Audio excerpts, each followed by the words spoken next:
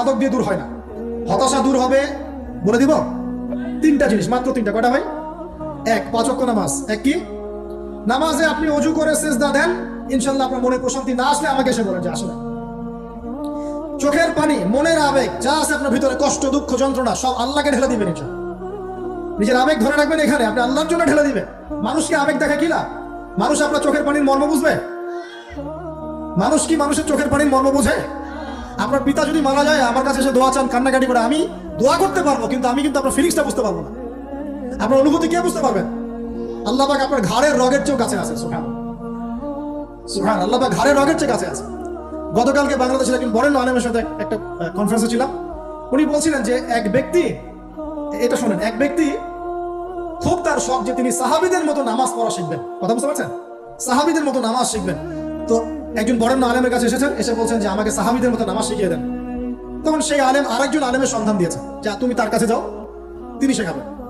তো সেই ব্যক্তি একটু অবাক হয়েছেন, কারণ যাকে প্রশ্ন করেছিলেন তিনি অনেক বড় মুহাদ্দিস, আর যার কাছে পাঠানো হচ্ছে তিনি অত বড় মুহাদ্দিস নন, কিন্তু আবেদ, আমল করেন। তাকে গিয়ে বলছেন উনি আমাকে পাঠিয়েছেন সাহাবীওয়ালা নামাজ শিখিয়ে দেন। তখন তিনি বলছেন ঠিক আছে, সুন্দর করে ওযু করে আসো, সুন্দর করে ওযু করে আসো। ওযু করার সময় খালি খেয়াল রাখবা যে আমি ওযু করছি শুধু আল্লাহর সন্তুষ্টির জন্য। কি খেয়াল রাখবেন? ওযু করছি শুধু আল্লাহকে রাজি খুশি করার জন্য ওযু করছি, আর কোনো উদ্দেশ্য নাই আমার। ওযু করতে যাচ্ছে, তিনি আবার বলছেন দাঁড়াও, শুধু আল্লাহকে রাজি খুশি করার জন্য ওযু করো। আবার শুরু করছেন, আবার বলছেন শোনো, শুধু আল্লাহকে রাজি খুশি করার জন্য ওযু করো। এভাবে বলতেই আছেন, নামাজে দাঁড়িয়ে আছেন, দাঁড়ানোর আগে বলছেন শোনো, শুধু আল্লাহকে রাজি খুশি করার জন্য নামাজ পড়ো। বলতেই আছেন। এক পর্যায়ে সে ব্যক্তি নামাজ শুরু করলো, নামাজের মনোযোগ এদিক ওদিকে যায়, আর তার মাথায় এটা আসে, এই শুধু আল্লাহকে রাজি খুশি করার জন্য নামাজ পড়ো, শুধু আল্লাহকে রাজি খুশি করার জন্য নামাজ পড়তে হবে। এই চিন্তা তার মনের মধ্যে ঘুরপাক খাচ্ছে। এভাবে নামাজটা সে শেষ করেছে। শেষ করে চিন্তা করছে যে নামাজ তো পুরোপুরি মনোযোগ দিতে পারলাম না। বারবার মাথার মধ্যে এরকম চিন্তা আসছে, আল্লাহ আমাকে তো মাফ করে দাও, নামাজটা আমার মনে হলো না ঠিক মতো।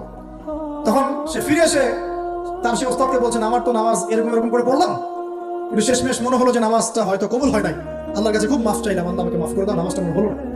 তখন সেই যে প্রথম ব্যক্তি যিনি পাঠিয়েছেন তিনি বলছেন এটাই হলো সাহাবীওয়ালা নামাজ।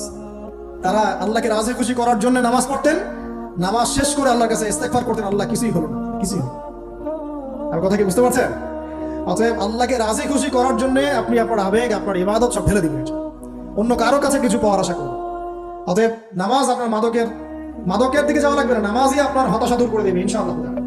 2 নাম্বার আমল হচ্ছে কোরআন তেলাওয়াত। যে ব্যক্তি কোরআন তেলাওয়াত করতে পারে নিয়মিত, তার মনের মধ্যে এই হতাশা, এই ভীরুতা, এই কাপুরুষতা কিচ্ছু আসবে না ইনশাআল্লাহ। আমি গ্যারান্টি দিচ্ছি আপনাকে, হতাশা আসবেই না আপনার মনে, যদি আপনি কোরআন বুঝতে পারেন। কোরআনের একটা আয়াত নিয়ে কোনো সময় দেখা যায় 2-3 ঘন্টা সময় পার হয়ে যাচ্ছে, আয়াতটা ছেড়ে সামনে যেতে পারছি না। আয়াত নিয়ে কোনো সময় দেখা যায় 2-3 ঘন্টা সময় পার হয়ে যাচ্ছে, আয়াতটা ছেড়ে সামনে যেতে পারছি না। কোরআনের ভিতরে ঢুকলে আপনি দুনিয়ায় ভুলে যাবেন কি হচ্ছে আশপাশে। আমি এমন অনেক আলেমকে দেখেছি যে একটা বই, পাতলা একটা বই, আপনি বই নিয়ে পড়া শুরু করেছেন, যে ফজরের পরে জোহরের ওয়াক্ত হয়ে যাচ্ছে, বইটাই শেষ করতে পারেন। বুঝতে পারবেন?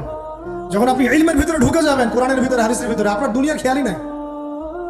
একজন আলেম তিনি এক রাত্রে একটা বই লিখেছিলেন, ছোটি বই, এক রাত্রের মধ্যে।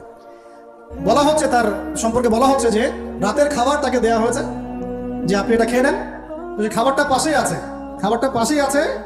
খাবারটা খাবো, এটা লিখে খাবারটা খাবো, এরকম তার চিন্তা ছিল।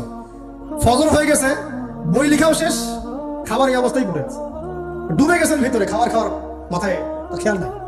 এরকম হয়। একজন মনীষী, বিখ্যাত মনীষী, রিয়াদুস সালেহীন কিতাবের রাইটার, সংকলক আল্লামা নববী রাহিমাহুল্লাহ, এরকম সারা রাত চলে গেছে, পাশে দুইটা খেজুর খাওয়ারই সময় পান। হাদিস নিয়ে গবেষণা করতে রাত পার হয়ে গেছে। আমি বলতে চাচ্ছি, যখন ইলমের ভিতরে, কোরআন হাদিসের ভিতরে ঢুকে যাবেন, আপনার দুনিয়ার খেয়াল আপনার চলে যাবে, এই টেনশন, হতাশা, এই সেই বাদ। তখনই আল্লাহ পাক আপনাকে তার পক্ষ থেকে রহমত দিবেন, বরকত দিবেন, আল্লাহ আপনার দুনিয়ার কাজগুলো করে দিবেন ইনশাআল্লাহ। কারণ কেউ আপনার দুনিয়ার ওই কাজটা করে দিয়েছে, কেউ ওই কাজটা করে দিয়েছে, কেউ বাসায় খাবার পাঠিয়ে দিয়েছে, আল্লাহ পাকই এগুলো করাই দিবেন ইনশাআল্লাহ। তো প্রিয় ভাইরা, মাদকে যাবো না আল্লাহর কাছে আসবো? 2 নাম্বার কোরআন তেলাওয়াত, 3 নাম্বার আল্লাহর জিকির। 3 নাম্বার কি ভাই? আল্লাহর জিকির। চলতে ফিরতে সব সময় মুখ চলতে থাকবে, মুখ না চললেও মন তাজা থাকবে, মনে জিকির হতে থাকবে।